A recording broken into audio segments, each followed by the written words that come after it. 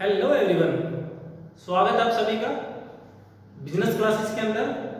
I am कुशल। आज हम फिर लेके आए हैं आप सभी के लिए 12th कॉमर्स का सबसे इंपॉर्टेंट टॉपिक जिसका नाम है टेक्निक्स ऑफ साइंटिफिक मैनेजमेंट। ठीक है, वीडियो को स्टार्ट करने से पहले मैं आप सभी के सामने एक रिक्वेस्ट करूंगा कि प्लीज इस वीडियो को लाइक करिए, सब्सक्राइब करिए और हमारे लेटेस्ट और न्यू वीडियो को जानने के लिए बेटा देखने के लिए जो बेल आइकन है उसको प्लीज सभी प्रेस कर दीजिए। ठीक है, ओके। तो आज हम स्टार्ट करेंगे topic name functional foremanship, 12th commerce. ठीक है, तो बहुत इंटरेस्टिंग टॉपिक है।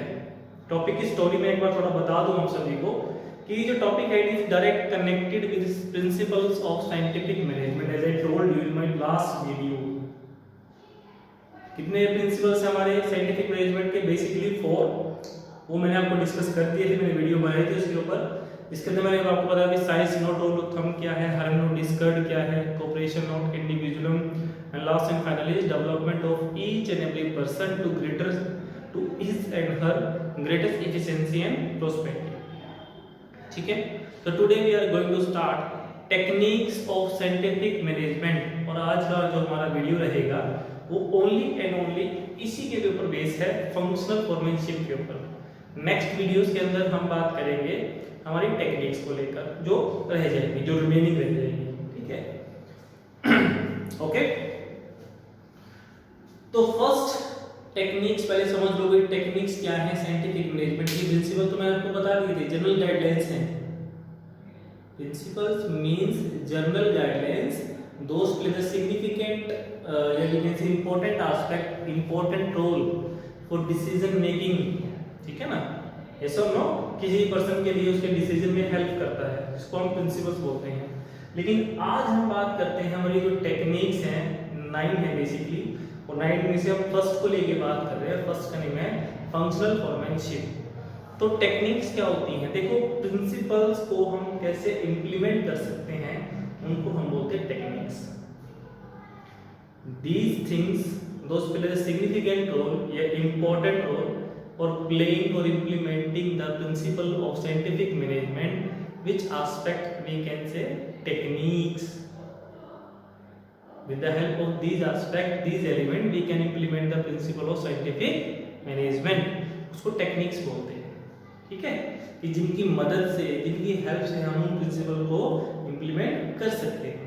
ठीक है, तो फर्स्ट जो हमारी जो टेक्निक है जिसका नाम है फंक्शनल फोरमैनशिप, इसका मीनिंग बहुत छोटा सा है, समझ लो कि functional foremanship is that technique of scientific management in ensure that full utilisation of specialisation. Henry Fayol का जो फर्स्ट प्रिंसिपल है हेनरी फ्योल मैनेजमेंट के अंदर, डिवीजन ऑफ वर्क, वहां पे हमने पढ़ा था डिवीजन ऑफ वर्क के अंदर the whole work should be divided into sub parts. पढ़ा था, नहीं पढ़ा था सभी ने? यस और नो? तो उसी के आगे फर्दर हम पढ़ने जा रहे हैं कि फोरमैनशिप क्या है, फंक्शनल फोरमैनशिप क्या है। देखो, डिवीजन ऑफ वर्क जो है बेसिकली ये सारा डिवीजन ऑफ वर्क है वैसे तो देखा जाए, क्योंकि यहाँ जो मैंने वर्ड नोट किया है कि फुल यूटिलाइजेशन ऑफ स्पेशलाइजेशन, इसका मेन फोकस ये है, इसका मीनिंग है, आप ये कह सकते हो। डिवीजन ऑफ वर्क समझा देता हूँ, शायद आपको ये समझ में आ जाए। डिवीजन ऑफ वर्क के अंदर हमने क्या पढ़ा था? The whole work should be divided into sub parts and each part, now please, each part should be assigned और अलॉटेड टू स्पेशलाइज्ड पर्सन। देखो क्या बोलता है हेनरी फ्योल, पहले मैं बात करूंगा डिवीजन ऑफ वर्क ताकि आपको समझ में आ जाए। डिवीजन ऑफ वर्क के अंदर क्या पढ़ा है? डिवीजन ऑफ वर्क के अंदर क्या पढ़ा है कि द होल वर्क, क्योंकि काम को स्मॉल पार्ट्स में डिवाइड कर देना, टुकड़ों में बांट देना उसको। ठीक है, यस और नो? जैसे मैं आपको एक एग्जांपल की बात करता हूँ कि सपोज स्कूल मुझे बोल देता है कि या सपोज मैं अकाउंट्स के बना रहा हूँ, बिजनेस की वीडियो भी बना रहा हूँ या इकोनॉमिक्स की वीडियोस बना रहा हूँ, तो उसमें स्पेशलाइजेशन खत्म हो जाती है। Now I am only making the video of business study, तो उसमें स्पेशलाइजेशन है मेरी business study, that's why I am taking the lecture of business studies। Henry Fayol ने यही तो बोला है, the whole work should be divided into sub parts and each part must be assigned, should be assigned to specialized person। अब question arise ये होता है कि what is the meaning of specialised. Specialised means those person who are able and capable to complete the task. वो पर्सन जो mentally और physically उस काम को करने के लिए एक्सपर्ट है, फिट है, उसको हम स्पेशलाइज्ड बोलते हैं। तो यहाँ पर भी हमने यही फोकस किया है कि फंक्शनल फॉर्मेशन क्या कहती है, जो एफडब्ल्यू टेलर की फर्स्ट टेक्निक है, उन्होंने क्या बोला है कि उन्होंने पूरे ऑपरेशन को 2 पार्ट्स में डिवाइड कर दिया, 2 एक्सपर्ट सेक्शन बना दिए, एक प्लानिंग ऑफिसर, एक क्या होंगे हमारे प्रोडक्शन ऑफिसर। ठीक है, यस और नो? उन्होंने बोला ना फुली यूटिलाइजेशन और स्पेशलाइजेशन। जो प्लानिंग के एक्सपर्ट हैं वो क्या करेंगे, ओनली डू प्लानिंग। वो क्या करेंगे बेटा इस केस में, डू प्लानिंग।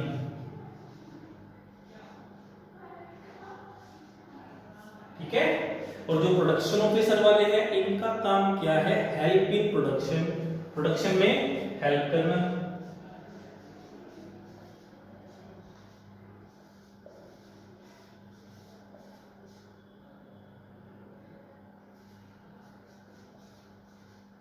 ठीक है जी, do planning and help in production. FW Taylor की फर्स्ट टेक्निक जो है वो स्पेशलाइजेशन प्रिंसिपल के ऊपर बेस्ड है। उसमें क्या बोला है, उन्होंने क्या किया, 2 ग्रुप बना दिए, 2 स्पेशलिस्ट ग्रुप बनाए हैं, एक प्लानिंग करने वाले और एक प्रोडक्शन करने वाले, प्रोडक्शन में हेल्प करने वाले। प्लानिंग वाले प्लानिंग का काम करेंगे, प्रोडक्शन वाले आगे प्रोडक्शन की हेल्प का काम करेंगे। एक सोचने वाले और एक करने वाले, आप ऐसे समझ सकते हो। सोचने वाले का काम सिर्फ सोचना है, ठीक है, यस और नो। करने वालों का काम क्या है, काम करना और उसकी हेल्प करना। एक्चुअली में काम करता कौन है, वो करते हैं हमारे वर्कर्स। करते कौन है, हमारे वर्कर्स।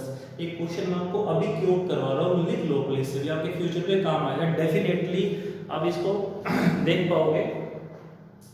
एक क्वेश्चन आता है, केस स्टडी जाती है, identify the which principle of scientific management या which technique of scientific management those या in which violating unity of command या अवॉइडिंग ड्यूल सबऑर्डिनेशन।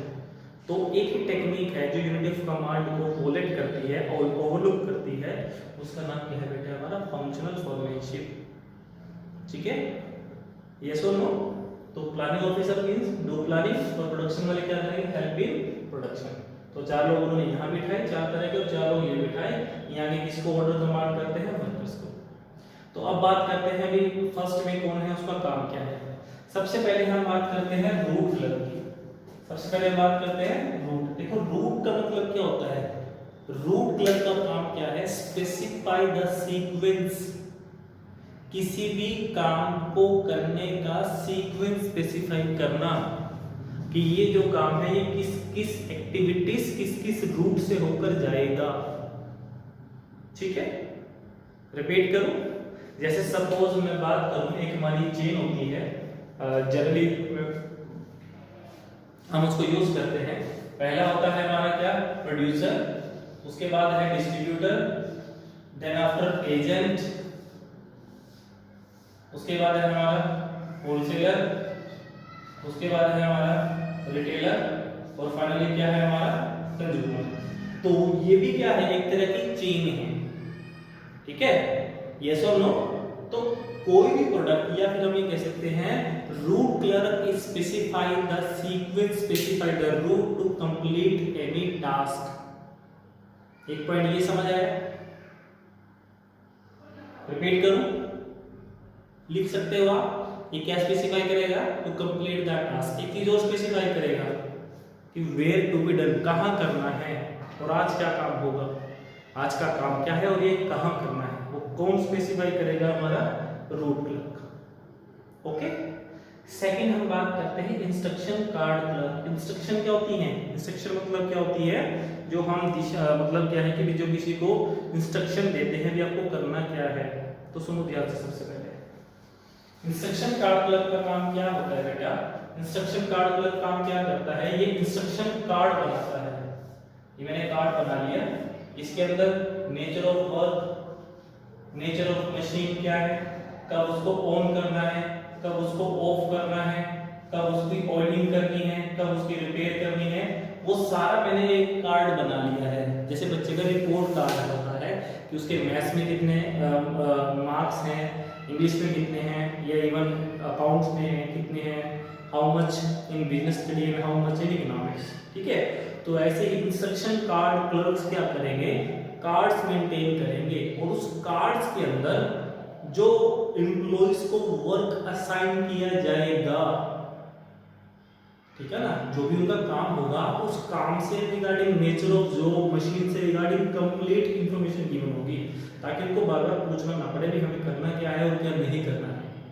तो वो कौन प्रिपेयर करेगा, हमारा इंस्ट्रक्शन कार्ड क्लर्क। और एक बात और, ये जो इंस्ट्रक्शन कार्ड क्लर्क है ना, ये अपना सारा जो कार्ड है वो किसको हैंड ओवर कर देता है, किसको हैंड ओवर करेगा, गैंग बॉस को। ये मैं आगे बताऊंगा कि गैंग बॉस क्या होता है, ये पॉइंट याद रखना। इंस्ट्रक्शन कार्ड क्लर्क सिर्फ बनाता है, जो कार्ड होते हैं, जो इंस्ट्रक्शन कार्ड होते हैं वो बनाता है, लेकिन आगे वो हैंड ओवर किसको करेगा, he will hand over, he will give to the gang boss या team leader. Okay, now next one is time and work clerk. देखो सबसे पहले हम क्या करता है, जो टाइम एंड वर्क क्लर्क है ना, या सॉरी यहाँ पे एक पॉइंट हो रहा है, टाइम एंड कॉस्ट होता है जो में, ठीक है, फिर हम वर्क को भी डिवाइड करते हैं कि टाइम एंड कॉस्ट क्या है। देखो टाइम एंड कॉस्ट क्लर्क का काम क्या है कि पहले तो वो किसी भी काम को करने का टाइम डिटरमाइन करेगा। अगर एक एम्प्लॉय एक मशीन पे काम कर रहा है तो उसका टाइम कितना होगा and what will be the cost, वो सब नोट करेगा। ठीक है, प्रोडक्शन का, परचेज का, सेल का, जो भी इवन उसके अंडर आता है, क्योंकि ये प्लानिंग कर रहा है ना, तो इसने पहले डिटरमाइन करना है प्रोडक्शन का काम, प्रोडक्शन के लिए टाइम कितना होना चाहिए। एक अगर एम्प्लॉय सपोज रेस्ट करने गया है तो उसका टाइम कितना होना चाहिए, मशीन पे एक मजदूर कितना काम कर रहा है, किसका क्या काम है, उसका टाइमिंग क्या होगा, साथ ही साथ उसकी कॉस्ट भी तो लिखेगा ना। ठीक है, तो वो कौन करेगा, टाइम एंड कॉस्ट क्लर्क। ठीक है जी, and last and finally discipline officer. देखो डिसिप्लिन ऑफिसर क्या होता है, डिसिप्लिन ऑफिसर क्या करेगा, इन सारी एक्टिविटीज को ऑब्जर्व करेगा कि ये एक्टिविटीज डिसिप्लिन मैनर में जो प्रेस्क्राइब जो टाइम दिया गया था, प्रेस्क्राइब जो कोर्स थी इनकी, या जो सपोज इंस्ट्रक्शन कार्ड को काम दिया गया था, जो रूट क्लर्क का काम था, वो डिसिप्लिन मैनर में हो रहा है या नहीं हो रहा है, वो काम किसका है, डिसिप्लिन ऑफिसर का। और ये देखो सारे के सारे जितने भी जो पर्संस हैं हमारे, रूट क्लर्क है, इंस्ट्रक्शन कार्ड क्लर्क है, टाइम कॉस्ट क्लर्क है, डिसिप्लिन ऑफिसर, ये किसको हैंडल कर रहे हैं सारा काम, वर्कर्स को। किसको करेंगे, वर्कर्स को। ओके, रिपीट करो। उसके बाद हम मूव करते हैं हमारे प्रोडक्शन ऑफिसर। देखो प्रोडक्शन ऑफिसर वो ऑफिसर होते हैं दोस्त we can say are not, कोई भी किसी भी तरह की प्लानिंग नहीं कर रहे, वो क्या कर रहे हैं, वो सिर्फ प्रोडक्शन में हेल्प कर रहे हैं। क्या कर रहे हैं, प्रोडक्शन में हेल्प। तो सबसे पहले जो हमने पढ़ा है गैंग बॉस क्या होता है, एक चीज मैं सबको नोट करवा दूं, गैंग बॉस का रिलेशन है लोअर लेवल मैनेजमेंट से।